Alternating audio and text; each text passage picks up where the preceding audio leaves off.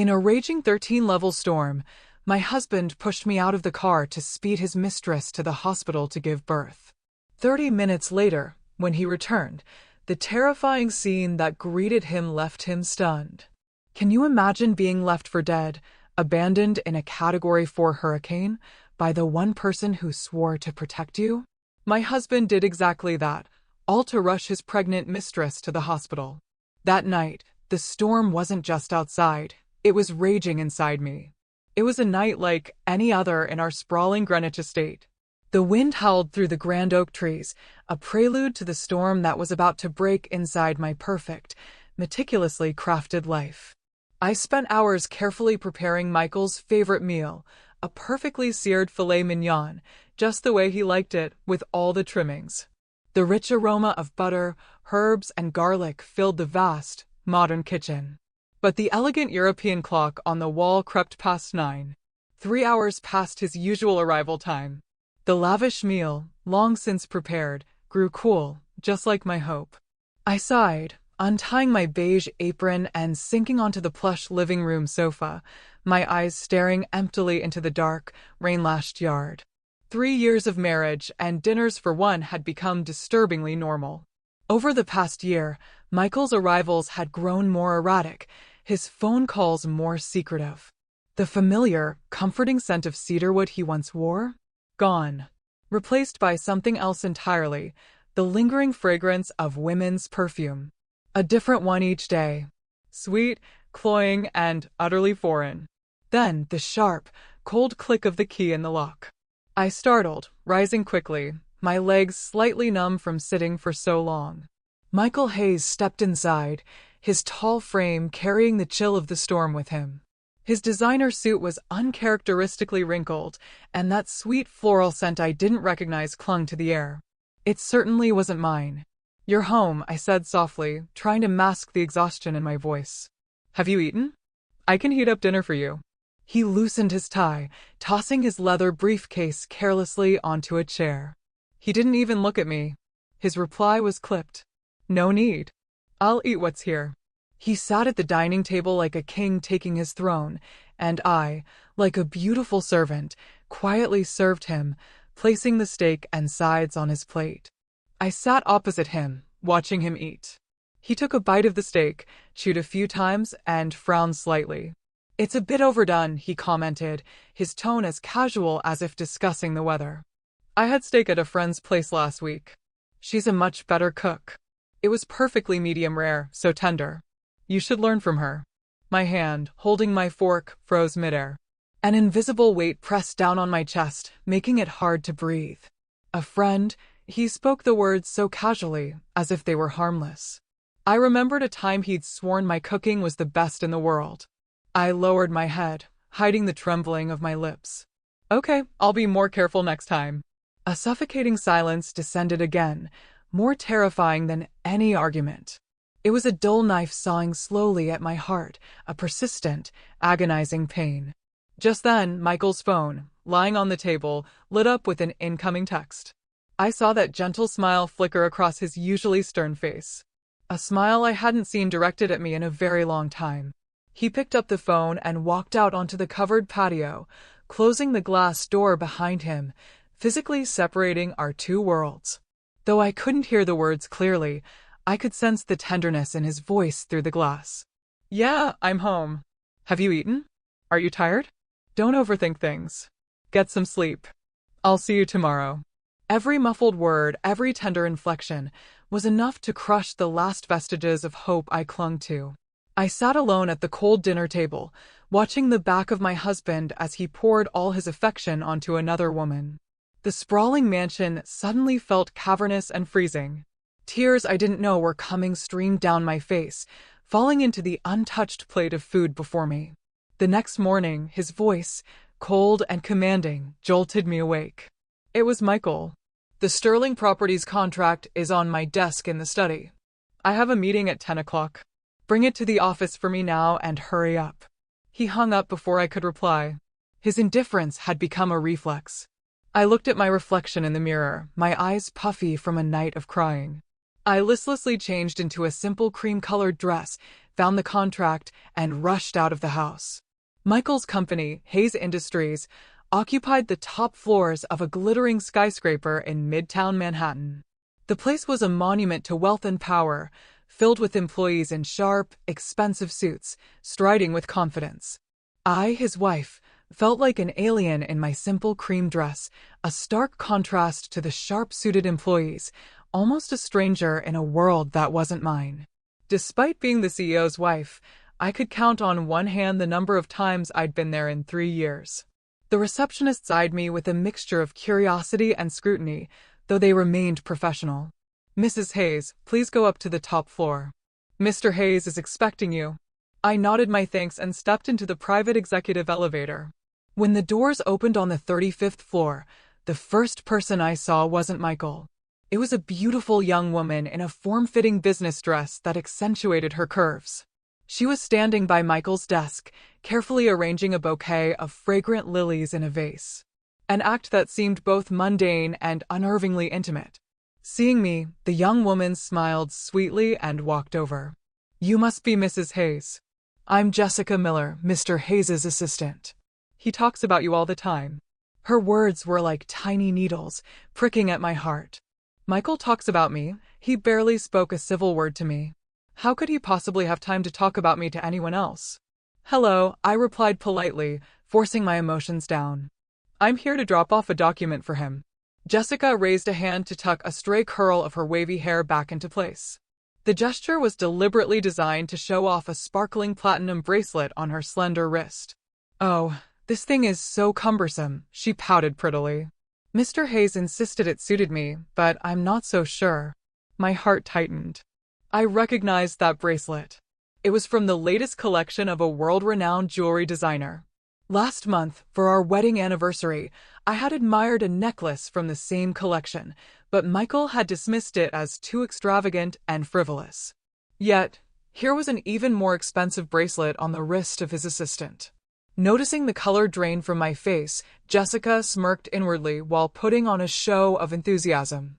"Please have a seat. Mr. Hayes is in a meeting, but it should be over soon. Let me get you a cup of coffee." Before I could refuse, she had already hurried into a small break room. A moment later, she emerged with a steaming mug. As she handed it to me, her wrist trembled, and the entire cup of hot coffee spilled onto my hand and my cream-colored dress. I cried out softly in pain as my hand immediately turned red. "Oh, I'm so sorry. I'm so sorry, Mrs. Hayes.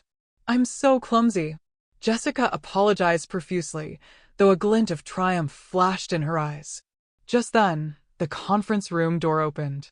Michael emerged with several business partners, his eyes immediately falling on the scene, me wincing in pain, my dress stained with coffee, and his assistant looking pale and distraught. His face darkened instantly. Without asking for an explanation, he barked at me. "What are you doing?" "Jessica was just trying to be nice. If you didn't want it, you could have just said no. Why would you do that to her?" His voice was laced with anger and disappointment, as if I had committed a heinous crime. He rushed to Jessica's side, asking her with concern, completely ignoring my reddened, burning hand. "Are you okay? Did you get burned?" The humiliation washed over me, leaving me speechless. Any words of defense died in my throat. In front of his partners, in front of his staff, he had stripped me of all dignity. He turned back to me, his eyes as cold as ice, his voice a low, contemptuous hiss. "Look at yourself. You come to my office dressed like that and cause a scene. Go home. Don't embarrass me further." With that, he turned and gently comforted Jessica, who was now leaning against him, looking victimized. Then he continued escorting his guests as if I was nothing but thin air. I stood alone in the vast, cold corridor. The burn on my hand still throbbed, but it was nothing compared to the agony tearing at my heart. I silently placed the contract on the reception desk and walked away, my back straight and solitary. I didn't cry. I had already run out of tears the night before. The humiliation at the office smoldered within me all day. I returned to the cold, empty house and sat in the dark, letting the pain consume me. I didn't know how long I sat there, Only that when I finally stirred, it was late and Michael still wasn't home. He wouldn't be coming home tonight. I staggered to my feet and walked into our walk-in closet. The scent of Jessica's perfume still clung to the suit jacket he had worn. A wave of nausea rose in my throat. I wanted to throw it in the trash, to burn it to ashes, but in the end I could only carry it numbly to the laundry room. As I checked the pockets, my fingers brushed against a piece of paper folded into a neat square. My heart skipped a beat. A sense of dread washed over me as my trembling hands unfolded it. It was an ultrasound report from a prestigious maternity hospital in Manhattan. The crisp black print was like 1,000 tiny knives stabbing at my eyes. Asterisk name: Jessica Miller. Age: 24. Diagnosis: single intrauterine pregnancy. 32 weeks, asterisk 32 weeks. 8 months. The flimsy piece of paper suddenly felt impossibly heavy. It slipped from my grasp, fluttering through the air before landing silently on the cold tile floor. I collapsed, my body devoid of all strength. 8 months. It meant that while he was still whispering sweet nothings to me, while we were still sharing intimate nights, he had already fathered a child with another woman. The deception was too cruel, too disgusting. My vision blurred. 3 years of marriage. I had given up my status as the daughter of a prominent family, abandoned a promising career, all to be his support system. I learned to cook, to arrange flowers, to be the perfect wife in his eyes. And this blatant betrayal, was my reward. I didn't know how long I sat on the frigid floor until the bedroom door swung open. Michael walked in, reeking of alcohol. He saw me on the ground, the ultrasound report beside me, and froze. But there was no flicker of guilt or panic on his face, only annoyance and cold detachment. "You went through my things," he stated, his voice a low accusation. I looked up, my red-rimmed eyes fixing on him. I picked up the report, my voice shaking, but each word clear. "Michael, what is this?" He glanced at the paper, then back at me, his expression utterly shameless. He didn't even bother to deny it. "It's exactly what you see. Jessica is pregnant. It's my child." "Why?" I felt a bitter taste rise in my throat. "Why would you do this to me? Why?" Michael let out a cold, cruel laugh. He walked over and sat on the edge of the bed, looking down at me with condescension. "Eleanor, take a good look at yourself. We've been married for 3 years, and your stomach is still flat. I need a son to carry on my name, to inherit the empire I've worked so hard to build. Can you give me that?" His every word was a dagger twisting in my heart, drawing blood. So, in his eyes, I was nothing more than a machine for childbirth. And when I failed to perform my duty, he was perfectly willing to find a replacement. "So you found someone else to have your child," I whispered, tears streaming down my face. "Our love, your vows. Was it all a lie?" "Love." He sneered. "Can you eat love? Does it help me close multi-million-dollar deals?" "Eleanor, stop being so naive. A woman like Jessica is the one who can help me in my career, not a wife who just putters around the kitchen. This is a business." The truth was laid bare, raw and excruciating. I couldn't believe the man before me was the same one I had once loved with every fiber of my being. Seeing my silent tears, he lost all patience. He stood up, towering over me, his voice turning glacial. "You have 2 choices. 1. You accept your role as Mrs. Hayes, and you accept the existence of Jessica and my son. When the baby is born, you will raise him. He will still call you mother. 2. He paused, leaning down close to my ear. "We divorce. You'll walk away with nothing. Remember this house, your car, everything is in my name." His words were a death sentence. He offered me no escape, only a choice between utter humiliation and destitution. I looked up at him through my tears. His familiar face now seemed monstrous and alien. My heart, at that moment, went completely numb. For the next few days, the atmosphere in the Greenwich estate was suffocating. Michael and I lived under the same roof like strangers. He left early and came back late, treating me as if I were invisible. My heart had turned to stone. I had nothing left to say to him. The divorce papers were already drafted, waiting for the right moment. That morning, as I was watering my orchids on the balcony, Michael emerged from his study, already dressed in a sharp suit. Get ready. This afternoon, we're driving out to the Hamptons. It was an order, not a request. I turned, my gaze steady. The Hamptons? What for? It's Grandma's 80th birthday. Did you forget? He asked, his brow furrowed in annoyance at my supposed forgetfulness. How could I forget? His grandmother was the only person in his family who had ever been kind to me, but I was no longer in the mood to play the part of the beautiful granddaughter-in-law. I'm not going. You can go by yourself, I replied, my tone firm. My defiance clearly angered him. He strode forward, his large hand clamping down on my wrist. Eleanor, don't push your luck. You think you have the right to refuse? Let me tell you something. As long as you are Mrs. Hayes, you have a duty to maintain my image, this family's image. Everyone back home knows I have a perfect wife. Do you want me to lose face in front of my relatives? Image? I laughed. A bitter, broken sound. Michael Hayes, you still care about your image? When you were sleeping with another woman, getting her pregnant, did you ever think about my dignity? Shut up, he roared, his grip tightening, making my wrist ache. That's my business. It's not for you to judge. You are going this afternoon. Don't make me use force. He released me, leaving an angry red mark on my pale skin. He adjusted his tie and turned to leave, tossing a final cold command over his shoulder. We leave at 2. Be ready. And dress properly.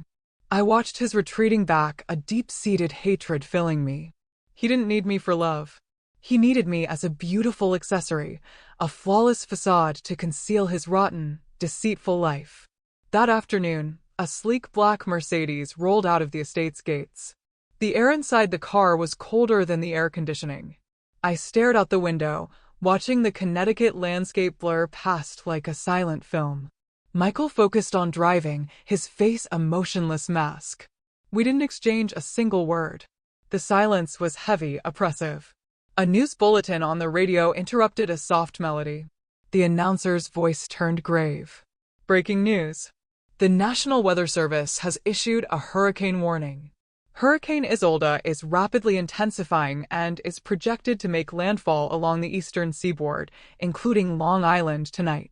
Sustained winds near the storm center could reach 140 miles per hour, a strong Category 4. A red alert has been issued. All residents are advised to stay indoors. All vehicles on major highways should seek immediate safe shelter.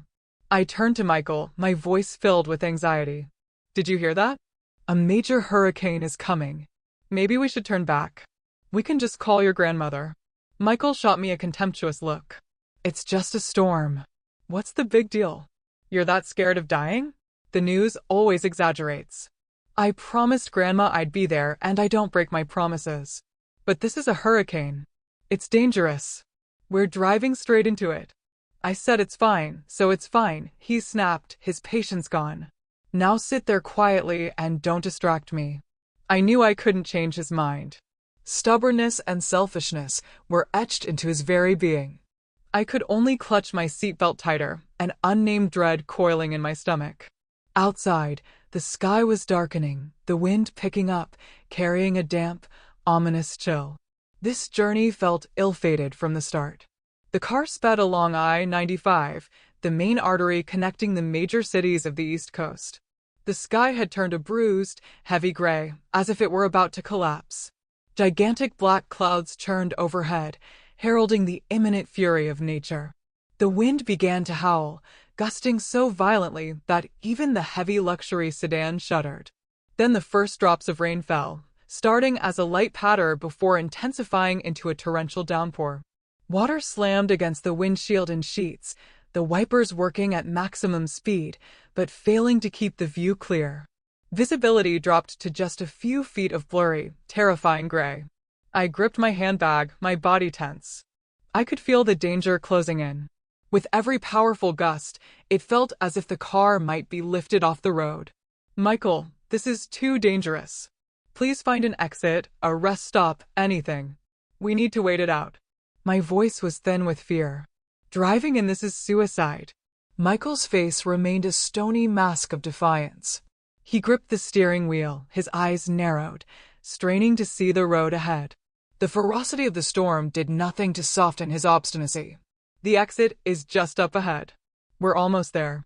Stop making a scene, he barked, his voice sharp with irritation. He hated this weather, and he hated my fear. Just then, above the roar of the rain and the shriek of the wind, his phone rang, a shrill, urgent sound.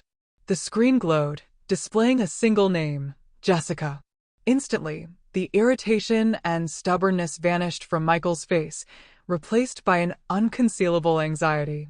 He quickly answered, putting the call on speaker so he could drive. Jessica, what's wrong? His voice was suddenly gentle, a tenderness I hadn't heard in years. From the other end came Jessica's panicked, sobbing voice punctuated by ragged breaths. Michael, huff, where are you? Help me. My stomach. It hurts so bad. Michael's heart seized. Where are you? What happened? Calm down and tell me. I fell in the bathroom. Now I'm having these horrible cramps. I think my water broke. Jessica's pained cry echoed through the car. Michael, I'm so scared. Is our baby going to be okay? Please come back for me. I think I'm in labor. In labor? The words struck Michael like a bolt of lightning. His face went ghostly pale. His son, the son he had been waiting for, was about to be born. In that moment, everything else ceased to exist. His grandmother's party, the Category 4 hurricane, the dangers of the highway, all of it was wiped from his mind. All he could picture was Jessica in agony and his unborn son. Don't be scared. Don't be scared. Just stay put. I'm coming back for you right now. I'm coming back, he yelled into the phone, his voice frantic. Without a moment's hesitation, without a second thought, Michael Hayes did something insane. He wrenched the steering wheel hard to the left. The black Mercedes swerved violently, initiating a sharp U-turn directly in the middle of the highway into the path of oncoming traffic obscured by the blinding rain. Screech, the blare of a semi-truck's horn and the tortured sound of its brakes filled the air along with the driver's furious curses. I screamed, my body thrown forward against my seatbelt. My heart felt like it would pound out of my chest. Michael, are you insane? I shrieked, my voice cracking with terror. What are you doing? Do you want to die? But Michael heard nothing. His eyes were bloodshot, his mind consumed by Jessica and their child.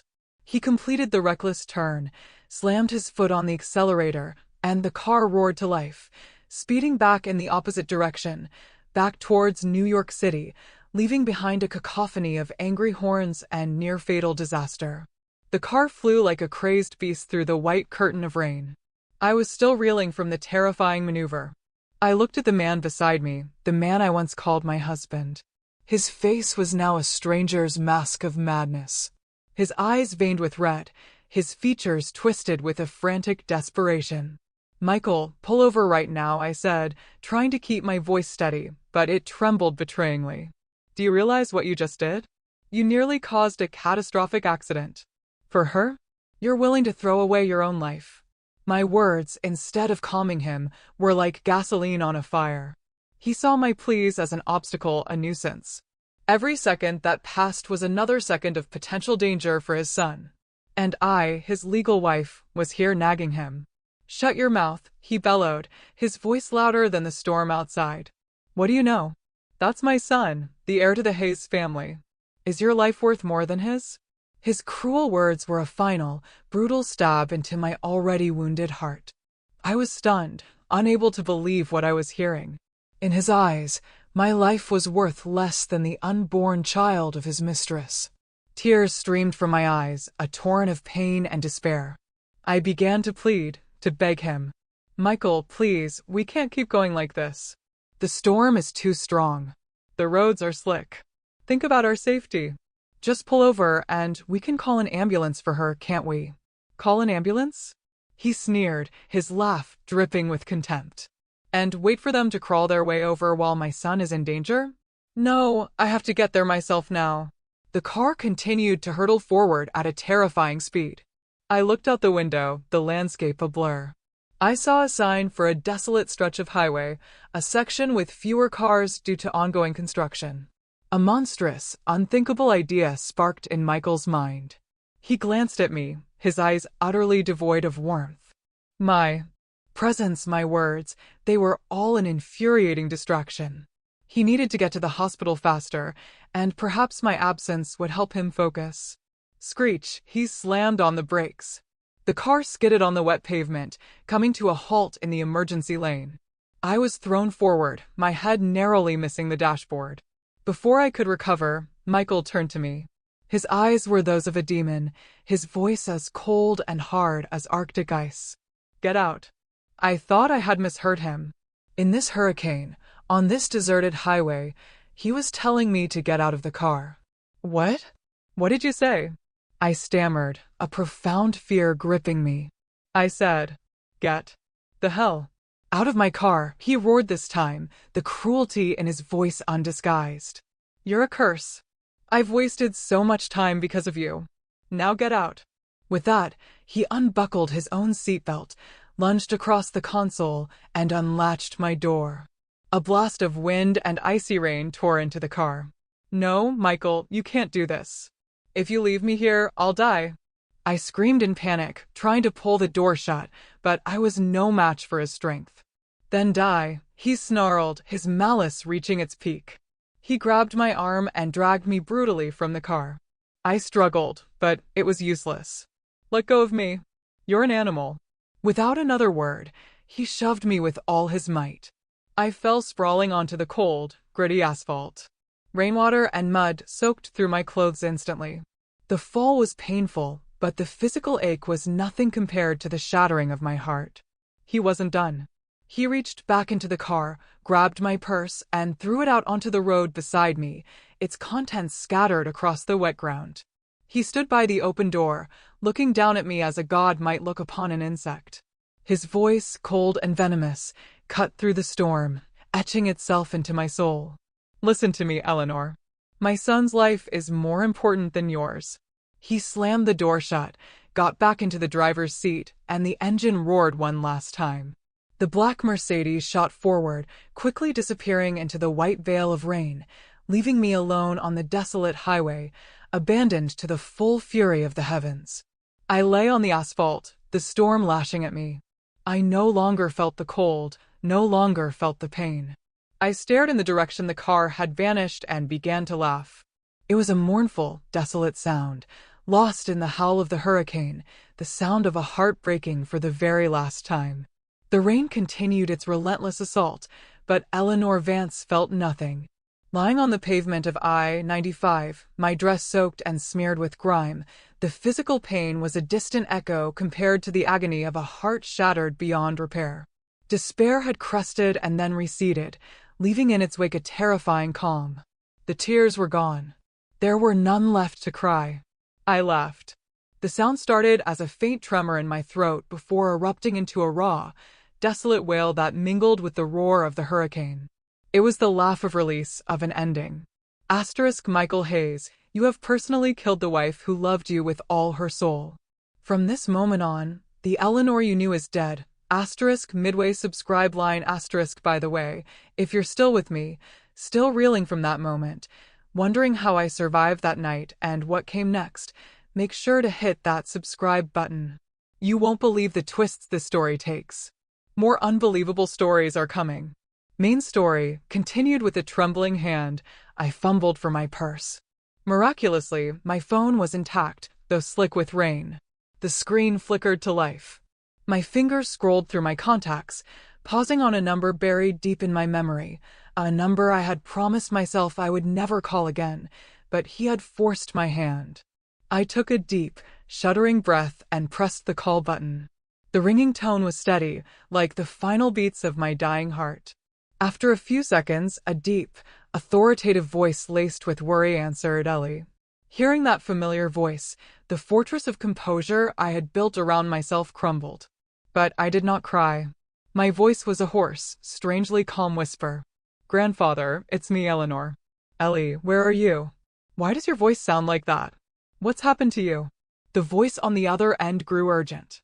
I'm fine, I replied, my eyes staring into the void of the storm. I'm on I-95 heading east from the city, near mile marker 158. I'm stranded. I didn't mention being thrown from the car. Not a word of complaint. I simply stated my location. My calmness was more chilling than any scream. All right, stay right where you are. Do not move. Keep your phone with you. I'm sending people to get you right now. After hanging up, I huddled by the side of the road, wrapping my arms around myself. Time seemed to stand still. 10 minutes. 20 minutes. The rain began to lessen, but the sky remained pitch black. About 30 minutes later, Michael Hayes's black Mercedes returned. He wasn't back out of remorse or concern for my safety. After calling the hospital and learning that Jessica had only had a scare and her condition was stable, his manic frenzy subsided. Logic returned, and with it, fear. Asterisk, what if she actually died? What if someone found out he'd abandoned his wife in a hurricane? Asterisk, he would be in serious trouble. Self-preservation, not love, had driven him back. But as his car approached the familiar stretch of road, he froze. His eyes widened in disbelief at the scene before him. The once desolate highway was now lit up like day. A convoy of 5 black Cadillac Escalades, all with official government plates, was parked in a perfect, imposing line. Their high-intensity headlights cut through the darkness, illuminating the area. Surrounding the vehicles were men in dark suits and tactical gear, standing guard with an unnerving stillness, their sharp eyes scanning the surroundings. The air crackled with an aura of absolute power that would make anyone tremble. His luxury car, compared to this motorcade, looked like a cheap toy. And then he saw me.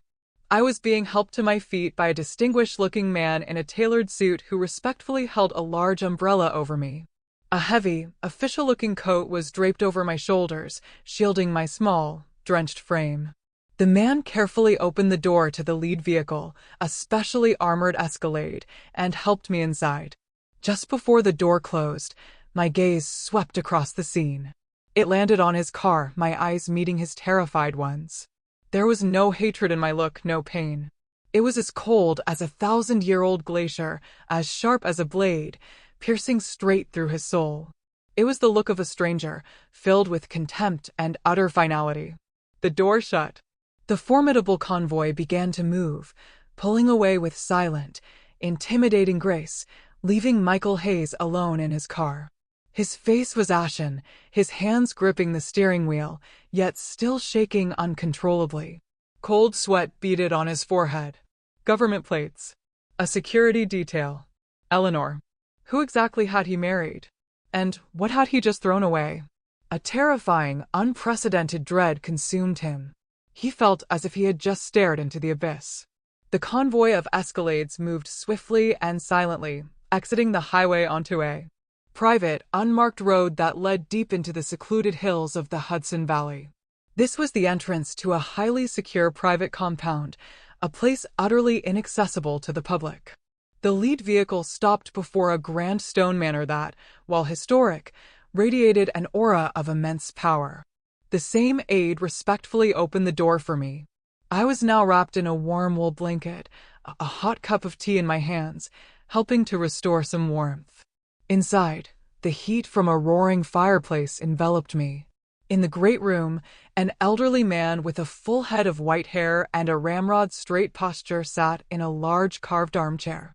He was dressed in simple casual wear, but the formidable presence he exuded was undeniable. His eyes, deep and sharp, were filled with a mixture of profound heartache and unadulterated fury as he looked upon his only granddaughter's wretched state.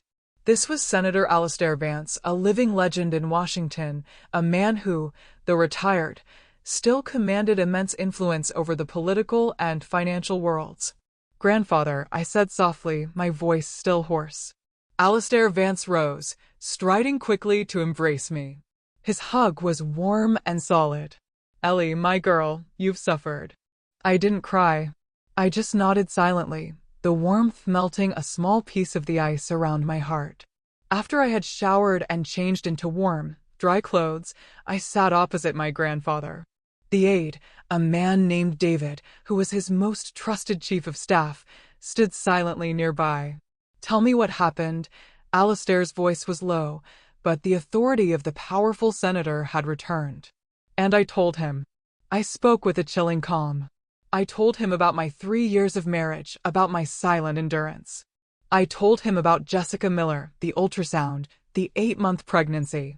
I told him about the trip to the Hamptons, the hurricane, the fateful phone call, and finally I told him how Michael Hayes had thrown me out of the car in the storm, and about his final words, "My son's life is more important than yours." With every word I spoke, the senator's expression grew darker. The air in the room grew heavy, thick with unspoken rage. David, standing by, clenched his fists, his own anger palpable. To dare treat the Vance family's princess this way. This Hayes fellow had a death wish. When I finished, I looked at my grandfather, my eyes no longer weak, but filled with a newfound, steely resolve. "Grandfather, I want a divorce." Alistair said nothing. He simply reached out and gently wiped away a single tear that had escaped and traced a path down my cheek. Then he turned to David.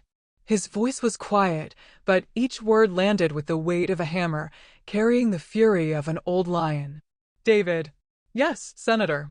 David stood at attention. "Investigate everything about this punk Michael Hayes and that little tramp, his company, his associates, every single bank account. I want a full report on my desk in 1 hour." "Yes, sir." And Alistair paused, a cold light flashing in his eyes. "Make a call to the Treasury. Use our leverage. I want an immediate freeze on all assets tied to Michael Hayes and Hayes Industries. Every account, every stock, every piece of real estate. I want him to be penniless. Let's see how he plans to support his precious son with no money." The senator's command was absolute. The retribution had just begun. Michael Hayes was about to pay the ultimate price for his cruelty and stupidity. After fleeing the horrifying scene on the highway, Michael Hayes drove in a daze. The image of the government convoy and my glacial stare played over and over in his mind like a waking nightmare. He tried to convince himself he had imagined it, but a snake of pure fear was coiling tightly around his heart. He raced to the maternity hospital in Manhattan. As he entered the lobby, a nurse recognized him. "Mr. Hayes, you're here. Miss Miller has been moved to a regular room." The doctor said it was a false alarm, just some minor distress from a panic attack. "The baby is fine." But what?" Michael demanded, his heart pounding. "But the baby has arrived. It's a girl. 6 pounds, 5 ounces. "What? A girl?" Michael was stunned, feeling as though a bucket of ice water had been thrown in his face. A girl, not a son. Jessica had multiple ultrasounds. The doctors had always said it was most likely a boy. A wave of bitter disappointment washed over him, extinguishing the last of his anxiety. He had defied a hurricane, thrown his wife away, all for a male heir, and the result was a daughter. The feeling of being duped filled him with rage. He stormed into the hospital room. Jessica was lying in bed, looking exhausted, but still trying to appear weak and pitiful. "Michael, you came," she whimpered. "I was so scared." But Michael was in no mood to comfort her. "Why is it a girl?" he asked coldly. Jessica's face stiffened. I don't know," she stammered. "The doctor said ultrasounds can sometimes be wrong." "Wrong?" he snarled. "You lied to me." As they argued, Michael's phone rang. It was his CFO.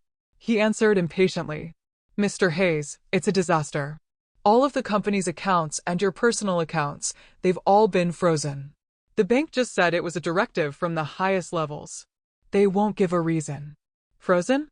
Impossible," Michael shouted. Who would have the power to do that? He quickly opened his banking app. Sure enough, every single one of his accounts was flagged. Transaction suspended. An icy chill shot down his spine. He remembered the convoy, the government plates. This couldn't be a coincidence. He frantically dialed my number, but it went straight to voicemail. He called again and again, dozens of times. Nothing. I wasn't picking up, or I had blocked him. Terror began to consume him. What was Eleanor's background? How could she command a government security detail? How could she have the power to freeze his entire fortune in an instant? He searched his memory. For 3 years, I had been a gentle, unassuming wife. I had told him my family were just ordinary civil servants. My parents had passed away, and I only had a retired grandfather. He had never questioned it. My ordinary, controllable nature was precisely why he had chosen me. Now he realized he had been a fool, a catastrophic fool. That retired grandfather, how ordinary could he be? Michael collapsed into a chair, drenched in a cold sweat. He felt like a tiny ant facing a colossal, unmovable mountain. He had, with his own hands, thrown away the most powerful asset of his life and foolishly made an enemy of a force beyond his wildest imagination. 2 days later, Michael Hayes was living in a state of constant, gnawing terror. His company was in chaos. Partners were calling, demanding answers. At the hospital, Jessica was a constant source of complaints and tears. He was sitting on a powder keg, completely helpless. He couldn't contact me and didn't dare return to the Greenwich house. That morning, as he sat in his CEO's office, his mind a tangled mess, his new assistant hesitantly entered. "Mr. Hayes, a Mr. Cole is here to see you. He says he has an appointment." "Cole?" Michael frowned. He didn't know any lawyer named Cole, but in his current predicament, he didn't dare refuse anyone. "Send him in." The office door opened, and a tall, handsome man in a perfectly tailored suit walked in. He was in his 30s, with sharp features and piercing eyes behind frameless glasses that radiated intelligence and confidence. His presence was so commanding it seemed to diminish Michael's own. "Mr. Hayes, I'm Ethan Cole, a senior partner at one of Manhattan's top law firms," he said with a polite but chilling smile. He sat down opposite Michael, placing a blue file on the polished desk. "What can I do for you, Mr. Cole?" Michael asked, trying to maintain his composure, but a terrible premonition was rising within him. Ethan slid the file across the desk. "I'm here as legal counsel for my client, Miss Eleanor Vance, to discuss your divorce proceedings." Divorce? Even though he had expected it, the word struck Michael with a physical pang. "Where is Eleanor?" "I want to speak with her directly." "My client has no desire to see you at this time," Ethan replied coolly. "From now on, all communication will go through me.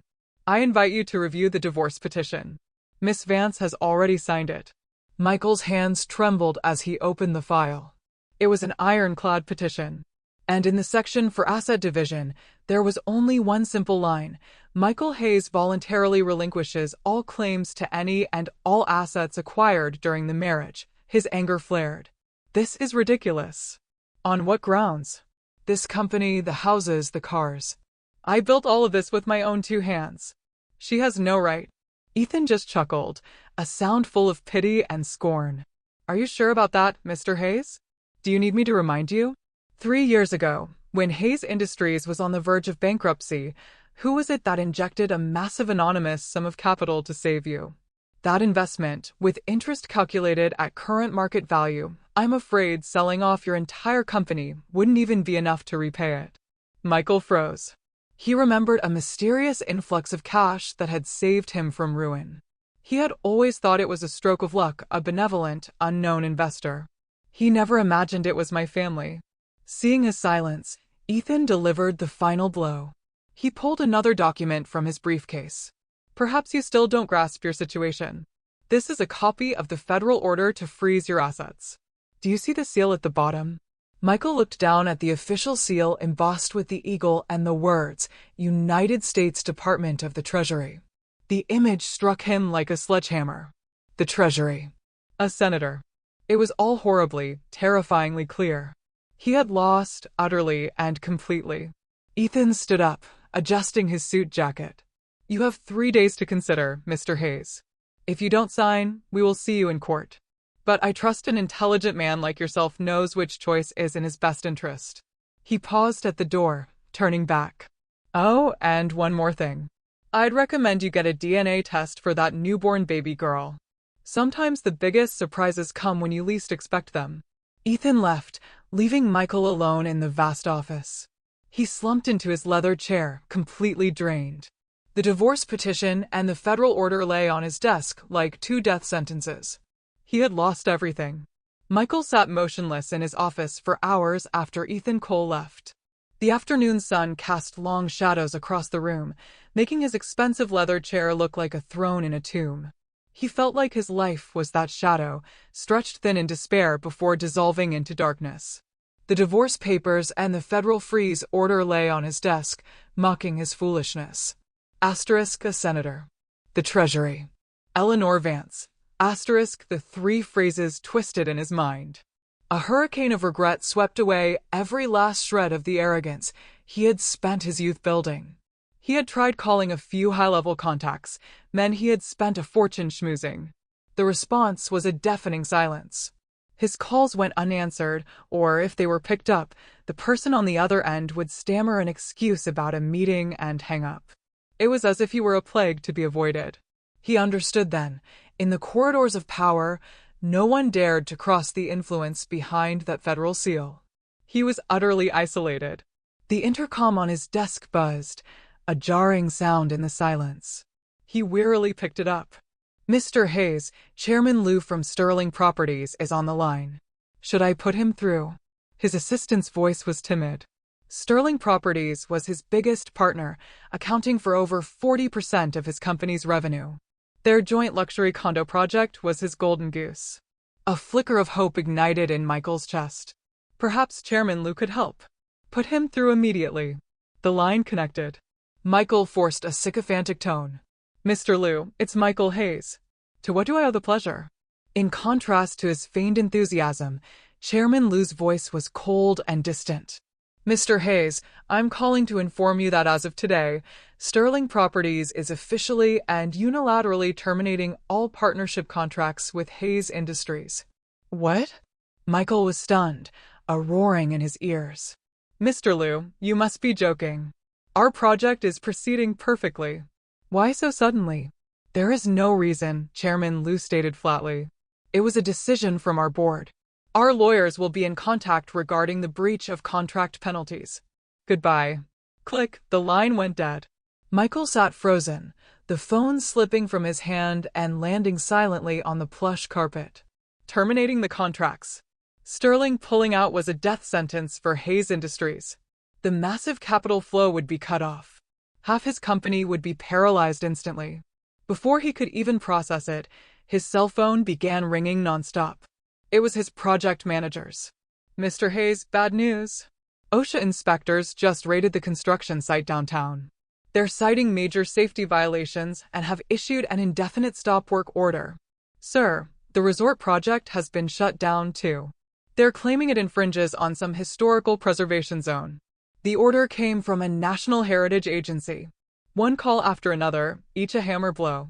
Every single one of his projects, big and small, was being shut down for bizarre, unexpected reasons that he knew were orchestrated from above.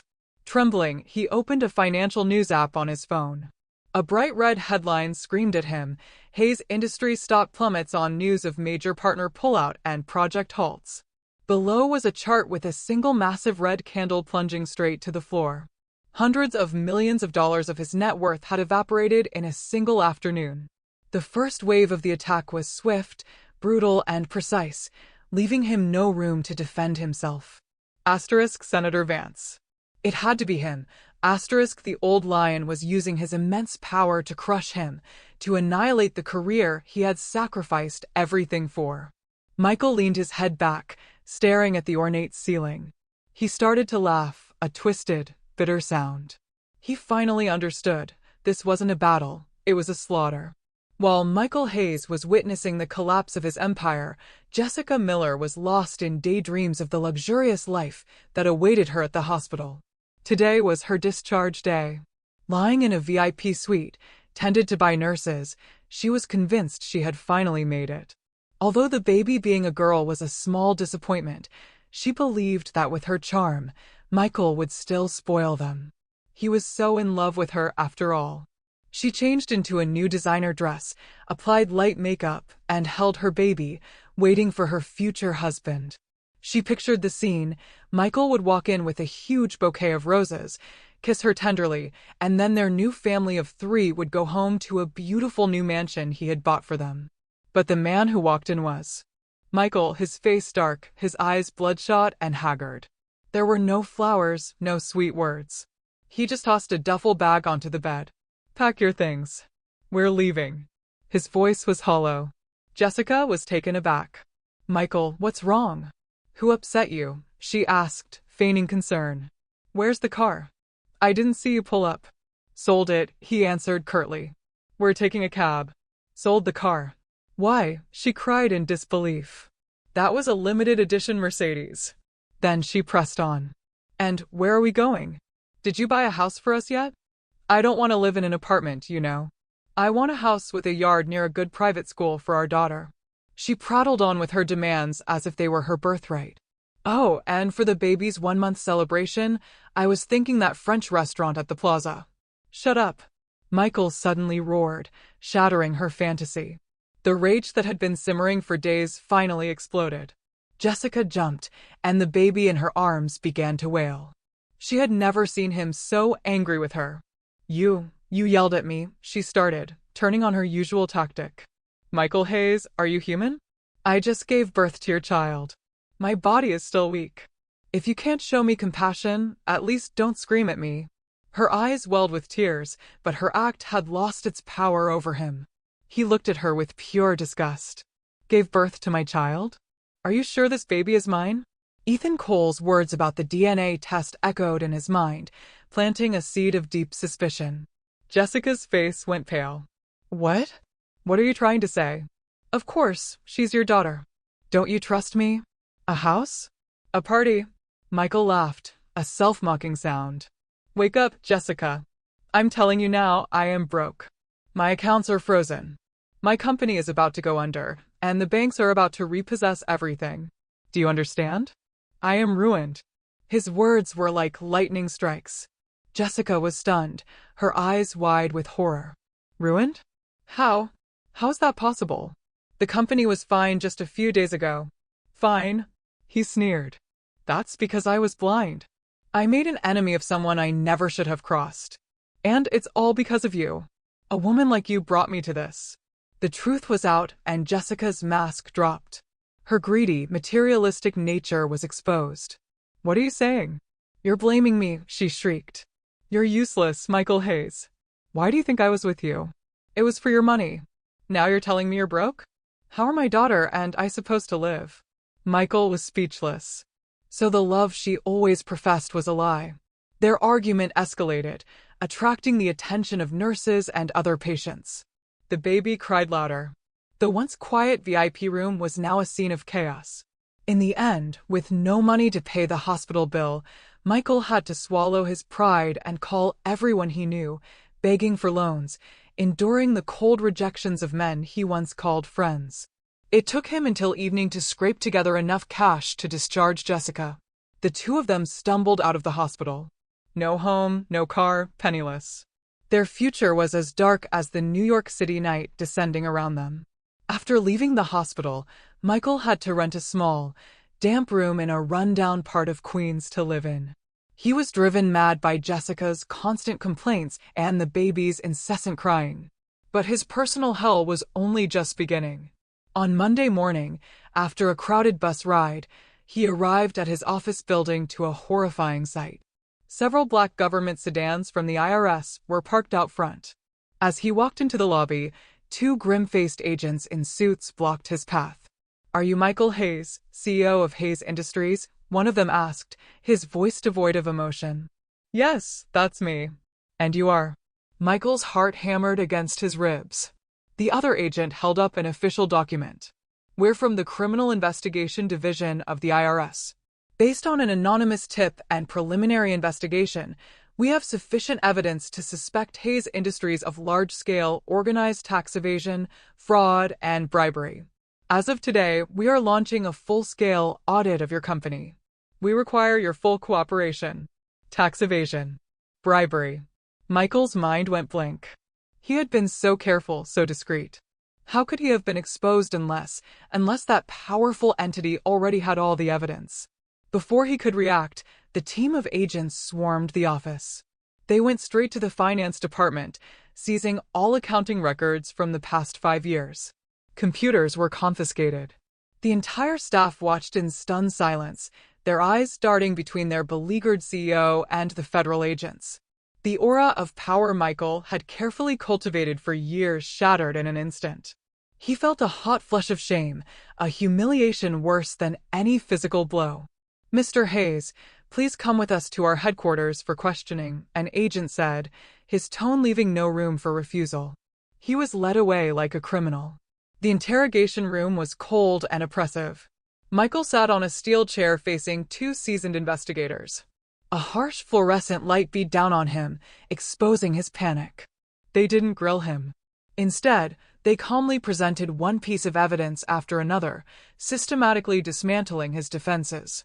"Mr. Hayes, could you explain this $5 million consulting fee paid to the head of the City Planning Commission last March? We have records showing that money was later wired to his daughter's offshore account. And the profits from this real estate development, why weren't they declared in your financial statements? The estimated tax evasion amounts to over $20 million. Where did that money go, Mr. Hayes?" Every question, every number, every document they produced was a cold, hard fact.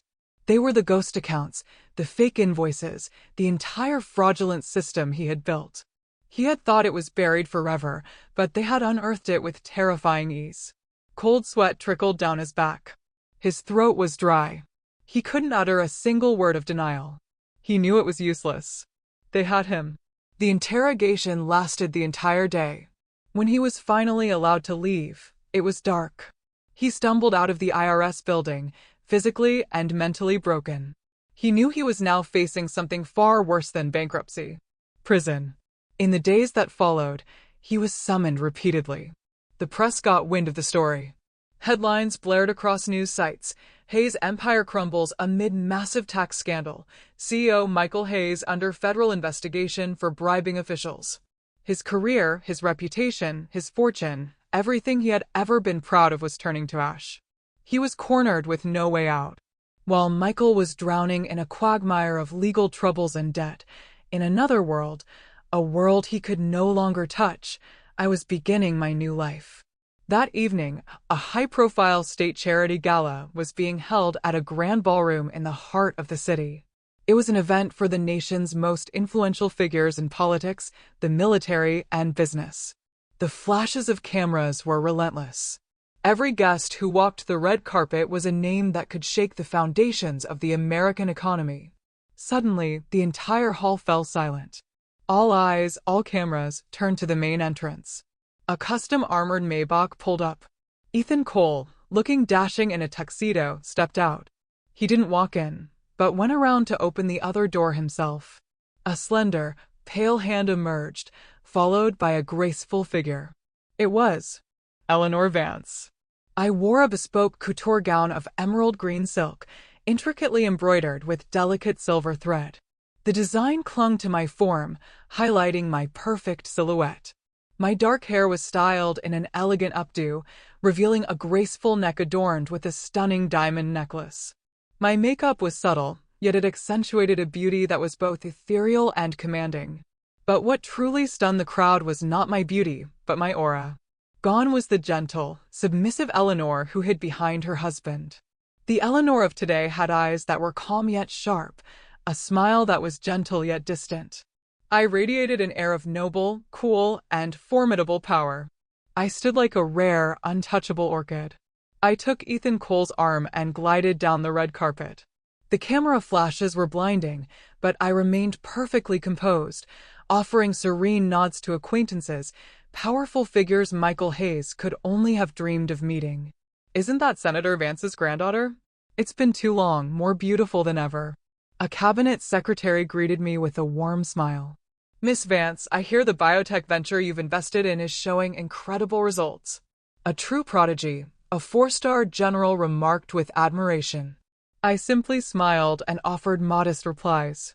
My appearance alongside Ethan Cole, the legal eagle of New York, immediately sparked a flurry of speculation. My resplendent image was broadcast live on a national financial news channel. In a cramped, squalid room in Queens, Michael Hayes was huddled on a sagging mattress, chugging a bottle of cheap whiskey. The old TV was tuned to that same channel. He no longer cared about the stock tickers. He just wanted to drink until he forgot his miserable reality. And then he saw her. My image filled the screen, as beautiful as a goddess, radiating power on the arm of a distinguished man. I was smiling, a genuine smile he had never seen before. Crash! The whiskey bottle slipped from his hand and shattered on the floor. He scrambled toward the TV, his eyes wide with disbelief. That woman, that regal, princess-like woman, was that really Eleanor? The same wife he had cruelly abandoned in a hurricane? He listened to the commentator's fawning words, granddaughter of the legendary Senator Alistair Vance, a brilliant investor in her own right, the crown jewel of the Vance family. Each word was a needle piercing his heart. He understood. He understood everything. He had thrown away a priceless diamond to pick up a worthless stone. He had single-handedly destroyed the one bridge that could have led him to the true peak of power. An all-consuming regret and terror seized him. He realized he hadn't just lost a wife. He had lost the entire world. He sank to the filthy floor, clutching his head, and let out a guttural, desperate howl. But it was too late. In the most luxurious law office in Manhattan, Ethan Cole leaned back in his leather chair, his eyes scanning the documents his assistant had just delivered. He was a man of lethal efficiency. To him, perfect revenge wasn't a loud, brutish crushing of an opponent, but a slow, intelligent stripping away of their masks, letting them fall into the abyss of their own making in the most painful and humiliating way possible. Michael Hayes was nearly finished, but the final card, Jessica Miller, had yet to be played. "Mr. Cole, this is the complete file on Jessica Miller you requested," the young assistant reported. Ethan nodded him away. He turned the pages, a cold smile forming on his lips. The past of this seemingly innocent young assistant was, as he suspected, far from clean. The report was exhaustive. Jessica Miller's real name was Jennifer Mullen.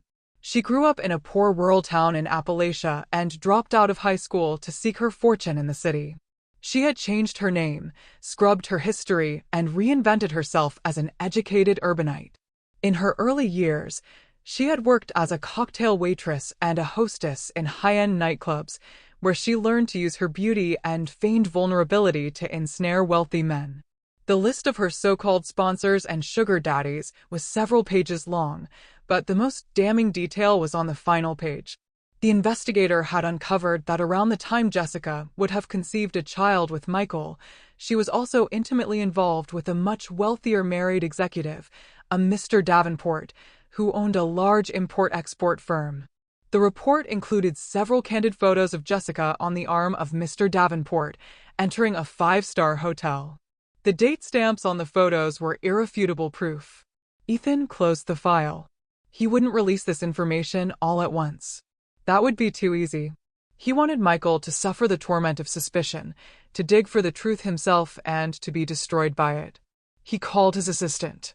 "Select a few of the photos of Miss Miller with other men, blur their faces, and leak them to a few online gossip forums. Make it look like a typical messy love life expose." "Yes, sir." Also, Ethan continued, his voice low and calculating, "start a rumor. Hint that the newborn daughter of the Hayes Industries CEO looks nothing like him. That his mistress was seen with another tycoon.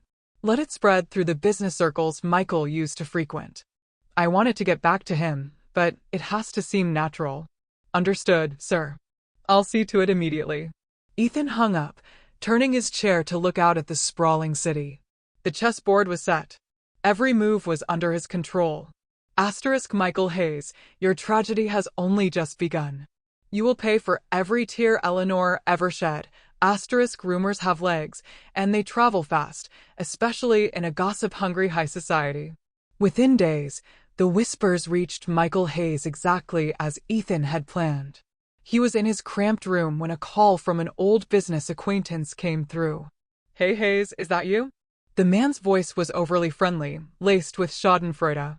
"Heard the company's in a bit of trouble." "I'm managing." Michael grunted.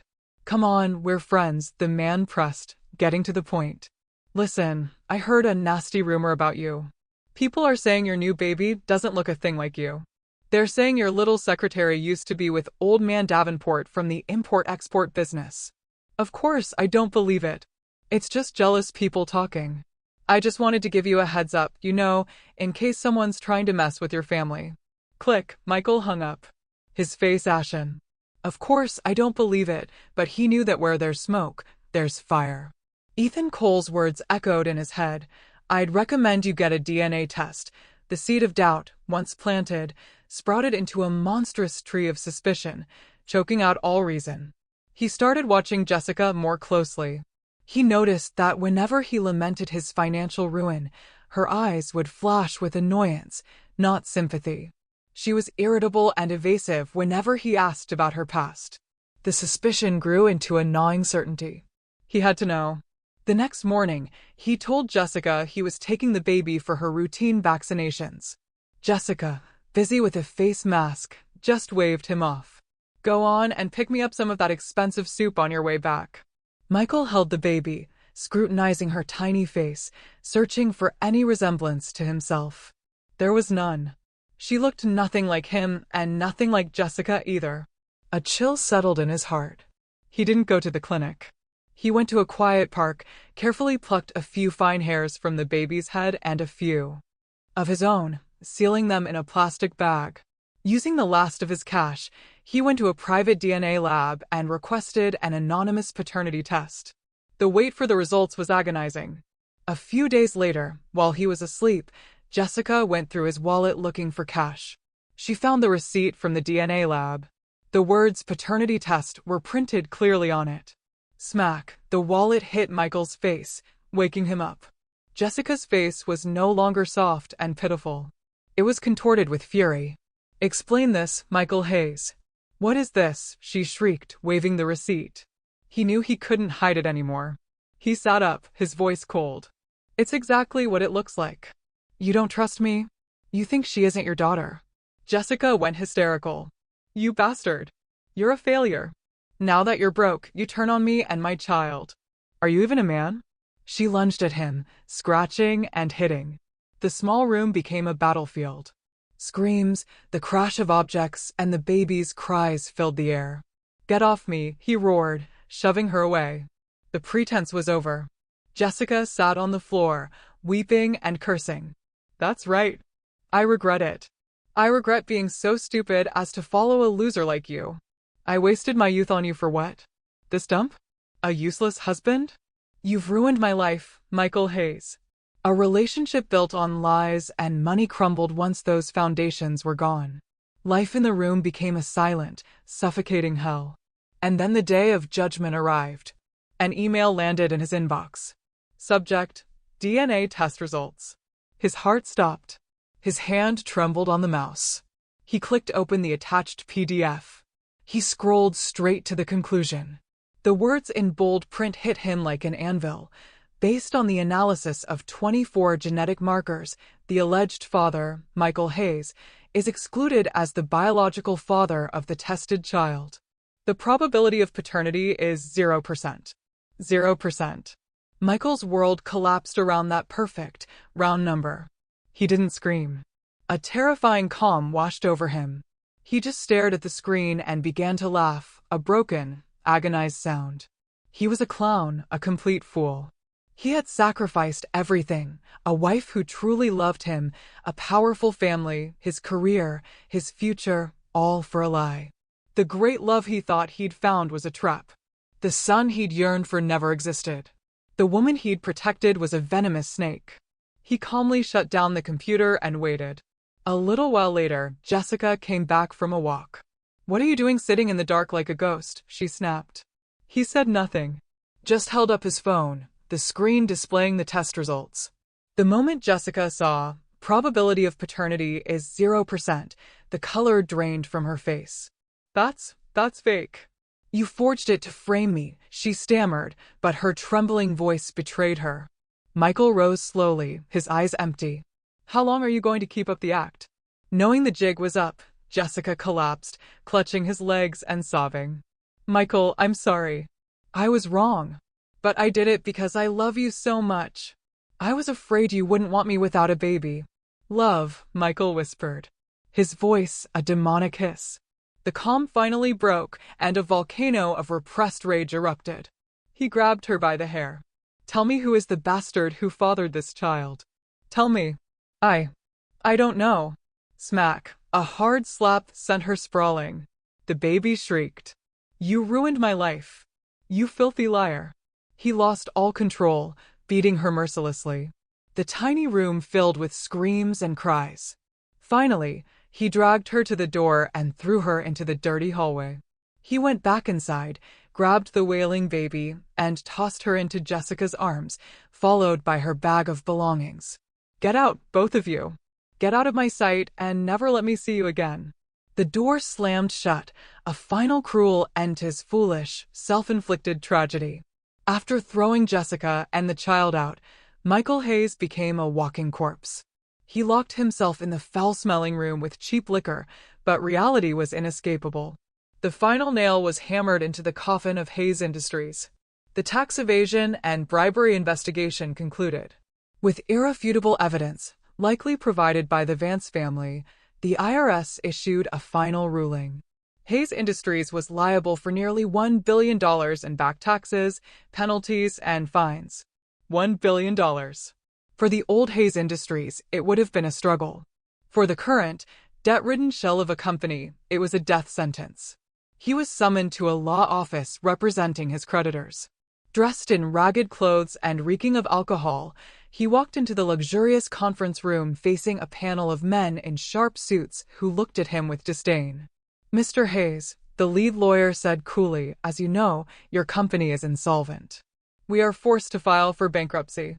They placed a thick stack of documents in front of him. "This is the bankruptcy petition. Please sign here." His hand shook as he picked up the pen, the same kind of pen he once used to sign nine-figure deals, now used to sign his own company's death certificate. He stared at the line that read, "Legal Representative, Michael Hayes," then closed his eyes and scribbled a weak, shaky signature. What followed was a cold, impersonal blur. Court officers sealed the company headquarters. The gleaming brass plaque of Hayes Industries was pried off the wall. White tape was plastered across the glass doors, officially ending his once glorious empire. Michael was allowed back into his office one last time. The building was empty, his footsteps echoing in the silence. He walked into his old office, the symbol of his success with its panoramic city view, where he had once felt like a king. It was all just ashes now. He had nothing to pack. He just took the single photo from his desk, his wedding picture with Eleanor. I was smiling, a bright, happy smile. He was smiling too, the smile of a victor. He caressed my face in the photo, and for the first time in what felt like an eternity, he wept.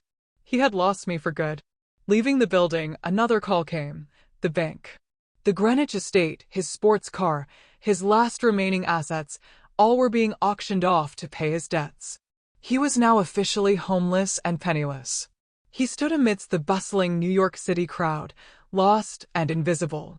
He had fallen from the highest peak to the deepest abyss, and he knew this still wasn't the end. The room Michael had rented was in a dark, damp alley in a forgotten corner of the city, a place for migrant workers and broken dreams. The air was thick with the smell of grease, mildew, and despair. For a man who had lived in a Greenwich mansion, this was the ultimate humiliation. He was 3 days late on rent. That morning, he was jolted awake by a violent pounding on the door. Asterisk bang, bang, bang, asterisk Hayes. You deadbeat. Open this door. It was his landlady, a large, aggressive woman. He reluctantly opened it. What's with all the noise? He grumbled, trying to cling to a final shred of dignity. She stood with her hands on her hips.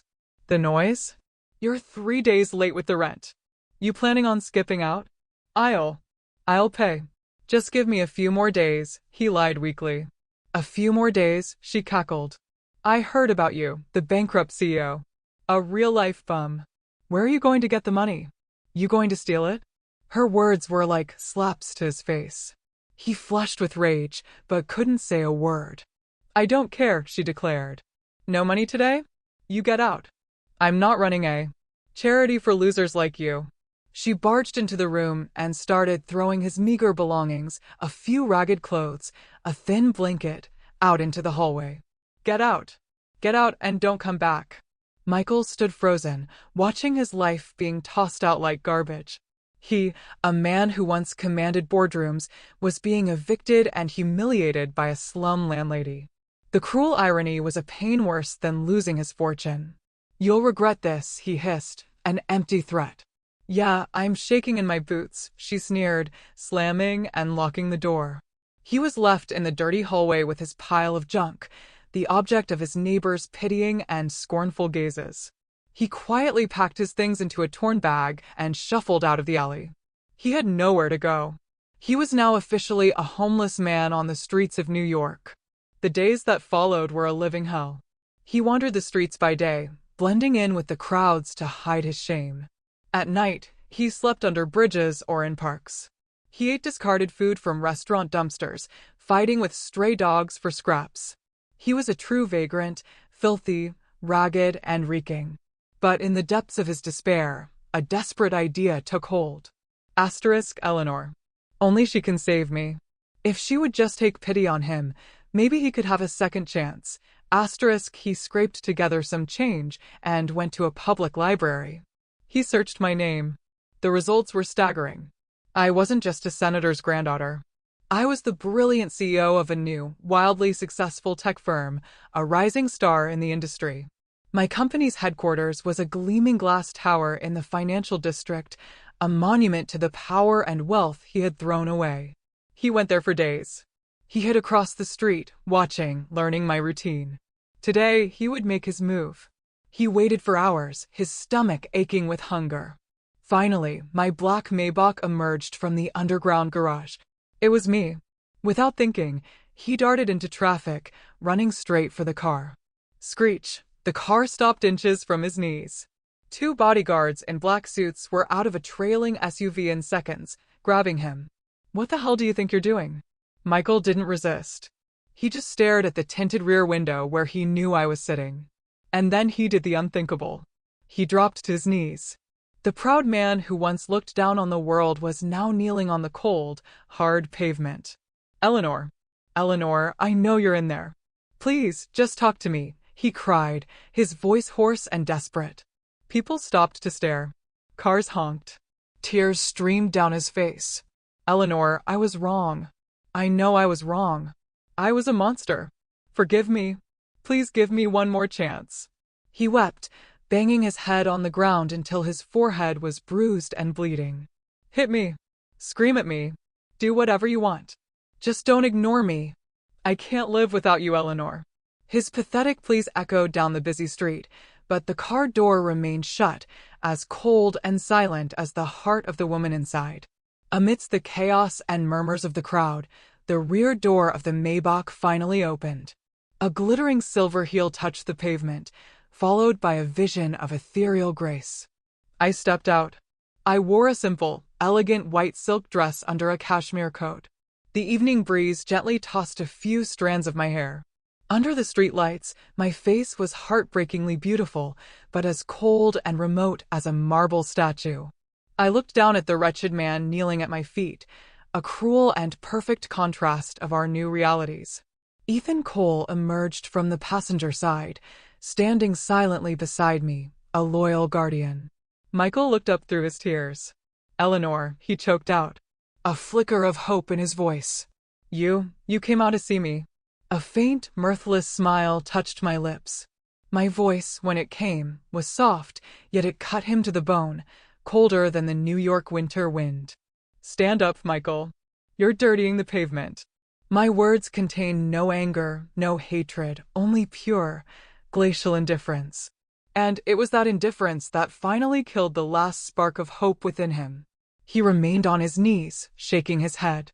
"No, I won't get up until you forgive me." He launched into his final desperate performance. "Eleanor, I was a fool. I was deceived by that she-devil.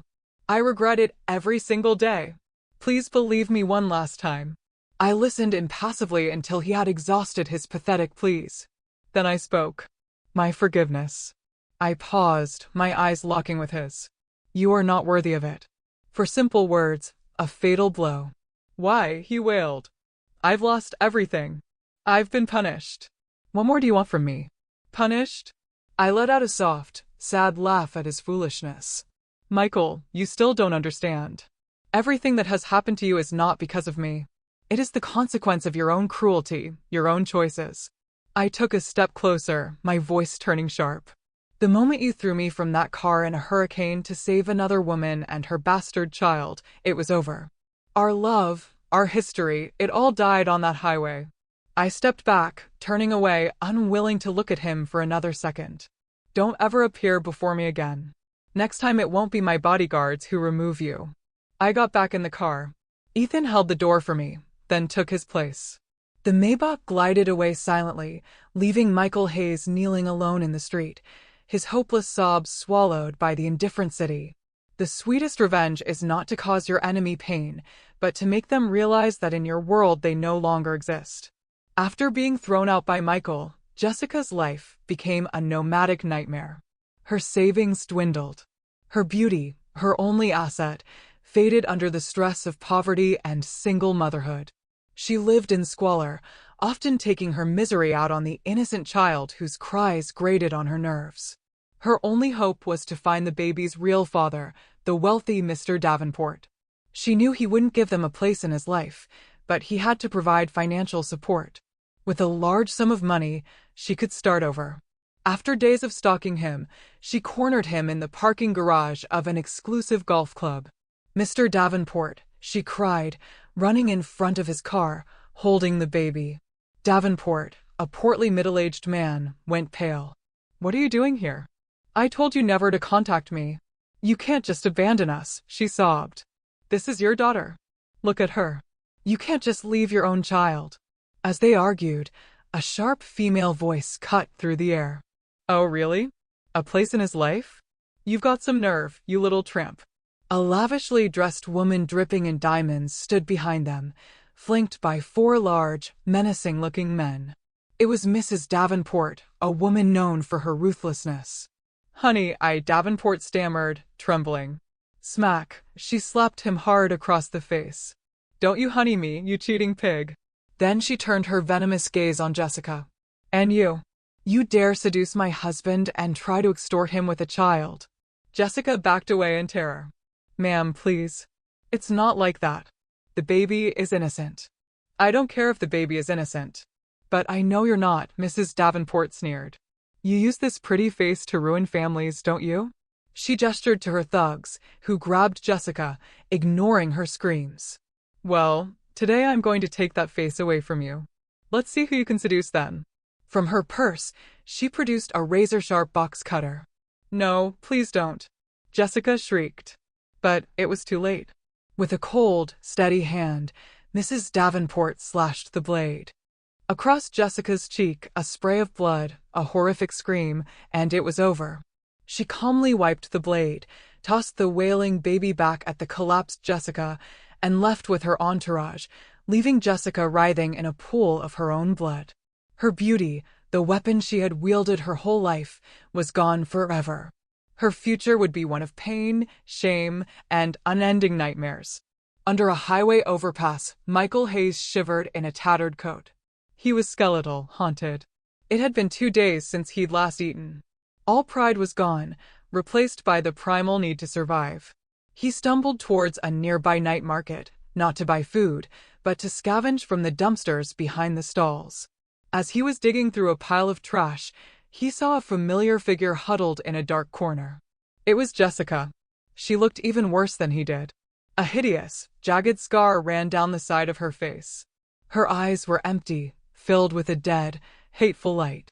She was begging, but her disfigurement scared people away. A kind young woman took pity on the crying baby and gave Jessica a hot bun. Michael's eyes lit up with animal hunger. He lunged. "Give me that." He snarled, trying to snatch the bun. Jessica clutched it protectively. "No, it's mine. Get away. I'm starving. Give it to me." A pathetic, ugly brawl erupted on the dirty pavement. The two people who had once plotted a future together now clawed and cursed at each other over a single piece of bread. "You ruined my life," she screamed, scratching his face. "You lied to me." "It was you who ruined me," he yelled, pulling her hair. They rolled on the ground like feral animals until 2 security guards ran over, beating them with batons. "Get out of here, you crazy bums." Pained and defeated, they scrambled to their feet and fled in opposite directions. Two wretched figures disappearing into the dark, unforgiving alleys of the city. Their sinful love had met its squalid, pitiful end. Ending * 1 year later, the autumn leaves in New York City were a brilliant gold. In a quiet, elegant tea house, I sat across from Ethan Cole.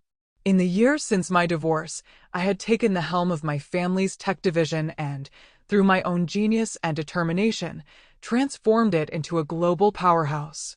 I was a respected, formidable leader. Throughout it all, Ethan had been a quiet, constant presence, a friend, a confidant, a partner.